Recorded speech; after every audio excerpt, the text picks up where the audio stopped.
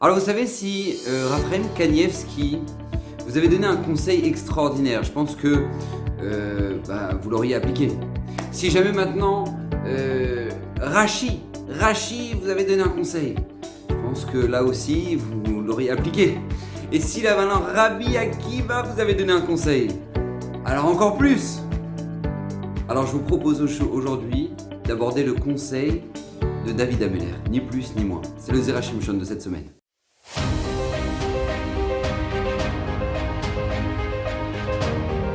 Alors Bezrat Hashem, le Zera Shimshon de cette semaine est dédié pour la réussite de Yosef Ben Gila, de lui et de toute sa famille. Alors j'aimerais parler d'un sujet absolument extraordinaire et qui peut transformer notre vie vraiment cette semaine, transformer notre vie. Et c'est pas peu de le dire. Vous savez, le Zera Shimshon ramène ce fameux midrash que je pense que beaucoup d'entre vous connaissent. C'est le midrash avec Rabbi Yanaï. Rabbi Yanaï était sur le bord de sa terrasse, comme ça, en train d'étudier tranquillement, et puis il entend un commerçant en train de passer avec sa charrette, et dit « Qui veut l'élixir de vie? Qui cherche l'élixir de vie ?» Alors Rabbi Yanaï, il entend ça, il dit « Moi je veux !» Donc il descend de sa maison, il va le rejoindre dans la rue, et dit « Moi je veux l'élixir de vie !» Alors le commerçant lui dit non mais c'est pas pour vous les rabbins, non c'est pas pour vous, vous l'avez déjà. Il dit mais de quoi tu parles? De quoi tu parles? Et là, ce commerçant lui sort le livre de Tehilim, dans lequel David Ameller dit Mi haïsh achaf etzraim, qui est l'homme qui cherche la vie. Oev yamim lirot tov, qui veut voir une longue vie, qui aime les jours se prolonger. Eh ben, nitzol mishon chamera ou sfartecha midaber mirma. Il doit tout simplement protéger sa bouche du mal et son langage des paroles perfides. Combien un homme doit faire attention à ça s'il aime la vie? Rabbi Yanaï, il le regarde et il dit, tu vois, eh ben, ça valait la peine. Parce que vraiment, j'avais jamais compris le sens de ce verset.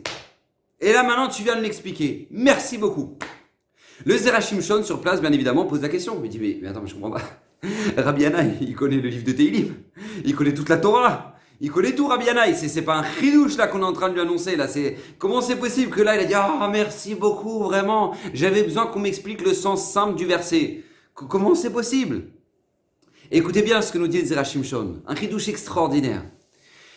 Il nous dit parce que jusqu'à présent, Rabbi Yanaï savait et connaissait les conséquences du Lashon Hara. Parce qu'elles sont marquées dans le parachat de cette semaine, parachat Metzora. On voit que quelqu'un qui fait du Lashon Hara est frappé par la lèpre. Et par conséquent, cette personne-là qui est frappée par la lèpre doit sortir du camp. Et après, elle a tout un processus de purification, etc., etc.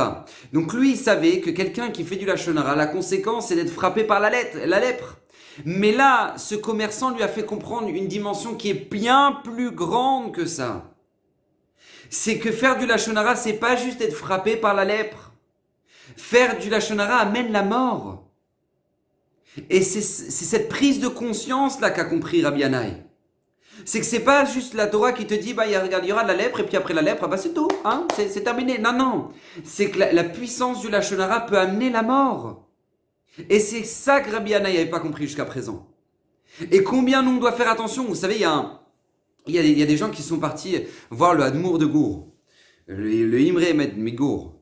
Et ils lui ont posé la question, ils lui ont dit, voilà, notre papa, il est gravement malade, il doit subir une opération, et on ne sait pas quoi faire, c'est une opération qui est très risquée, on va devoir lui ouvrir le ventre, et c'est terrible. Votre arabe, s'il vous plaît, est-ce que vous faites quelque chose? Qu'est-ce qu'on doit prendre sur nous? Et là, le Rebbe de Gour les regarde et dit, mais vous parlez de quoi à table? Alors, la famille dit, je vois, on parle un peu de tout. De quoi? La table de Shabbat. La table de Shabbat, vous parlez de quoi? Il dit, on parle un peu de tout, de rien.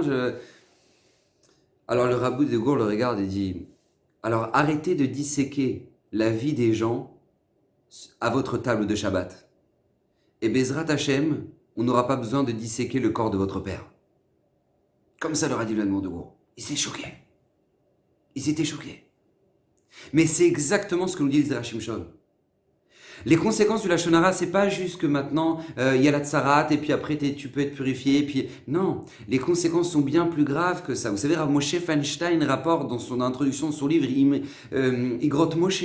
Il ramène que quand il est arrivé aux États-Unis, il y a une famille qui est venue le voir et il lui a dit « Excusez-moi, Kvod Arav, est-ce que vous pouvez venir voir notre proche? Il est entre la vie et la mort. » Et il a demandé que sa dernière volonté, c'était de vous parler. Donc Rav Moshe Feinstein est venu voir cette personne-là. Cette personne-là était gravement malade. Il avait une maladie absolument incroyable que Rav Moshe Feinstein n'avait jamais vue. Il avait sa langue qui avait grossi et qui prenait tellement de place qu'il n'arrivait plus à manger, qu'il n'arrivait plus à respirer. Et maladie incurable. Et là, Rav Moshe Feinstein s'approche de lui, il demande à ce que toute sa famille sorte et il raconte à Rav Moshe Feinstein ce qui s'est passé. Il dit, vous savez, dans les dernières parachutes, on a parlé des filles de Lot. Lot, qui a dû fuir la ville de Sdom parce que c'était la destruction totale, il a pris avec lui ses 2 filles et sa femme. Sa femme est morte parce qu'elle a été transformée en statue de sel parce qu'elle a regardé justement la punition de Sdom. Et donc il restait qu'une seule chose, que les seules personnes qui restaient, c'était Lot et ses 2 filles. Maintenant, lorsque maintenant ils vont devoir fuir dans une grotte, les filles de Lot vont enivrer leur père pour justement tomber enceinte de lui, pour pouvoir avoir des enfants parce qu'elles n'en ont pas. Et quand maintenant moi j'ai pris la parole à la Beth Knesset et je me suis permis de faire un Dvar Torah sur les filles de Lot, j'ai dit franchement, voyez un peu ces dépravés là, ces filles de Lot. Alors non seulement elles sont dépravées, mais en plus elles vont appeler leurs enfants au nom de leur père. Ammon, celui qui vient de mon peuple, et Moab, qui vient de mon père. C'est-à-dire les 2 filles, elles vont rappeler dans le nom de leurs enfants que c'était avec leur père. Franchement, mais c'est incroyable, quelle dépravation. La ville de Sdom, vraiment, heureusement qu'on les a plus. Il a dit, la nuit de Shabbat, je m'endors, je vois l'apparition de 2 grandes sadéquettes qui me viennent en rêve. 2 grandes sadéquettes qui me viennent en rêve. Et là, je suis choqué, et je leur demande, mais qui vous êtes? Et elles me répondent, nous sommes les 2 filles de Lot. Et tu as très mal parlé sur nous. Et sache une chose, c'est que lorsqu'on est parti avec notre père, lorsqu'on a été avec notre père pour avoir des enfants, c'était pas juste parce qu'on voulait avoir des enfants.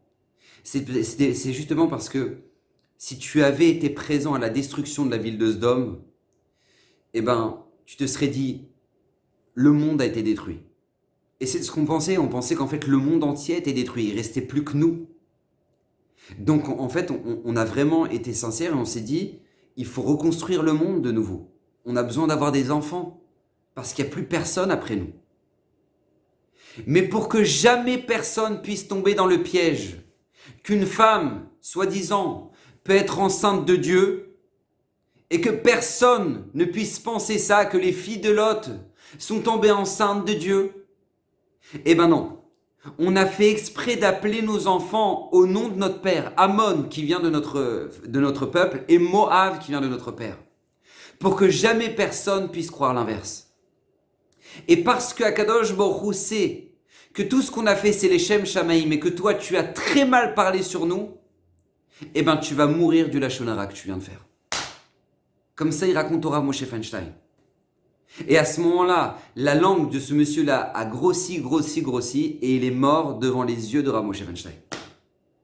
Alors, j'ai pas envie de vous raconter ces histoires-là pour vous déprimer, pour vous angoisser, mais juste pour prendre conscience de l'importance de la parole.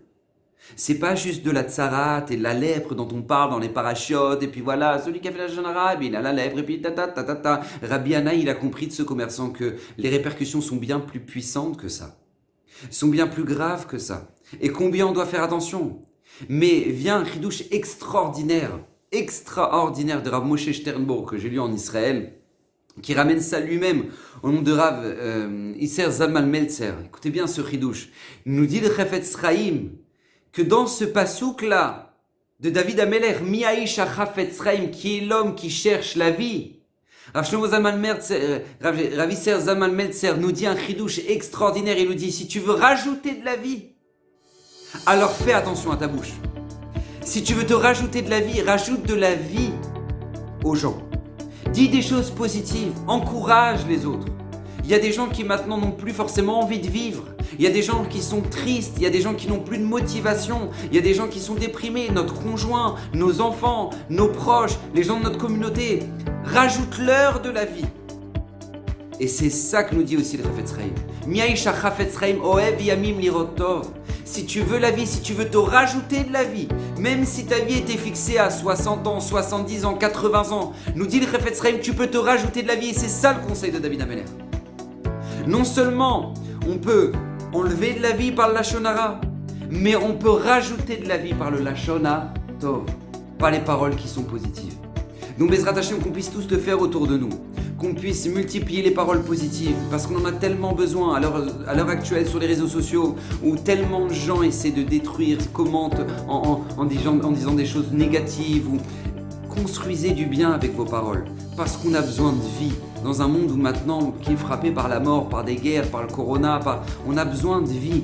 Et David Ameler nous a déjà donné le conseil pour ça. Alors suivons le conseil de David Ameler, que Bezrat Hashem, le Srout de Zera Shimshon, vous protège, lui-même qui a promis que tout celui qui l'étudiera régulièrement méritera une multitude de bénédictions. Donc Bezrat Hashem, que toutes ces bénédictions résident dans vos maisons, que Bezrat Hashem vous viviez heureux, dans le shalom, dans la paix, dans l'amour, et que Bezrat Hashem, voilà, ces paroles sont dédiées pour la réussite, la hatzlacha spirituelle et matérielle de Yosef Ben Gila. Ou Primtiou, à la semaine prochaine.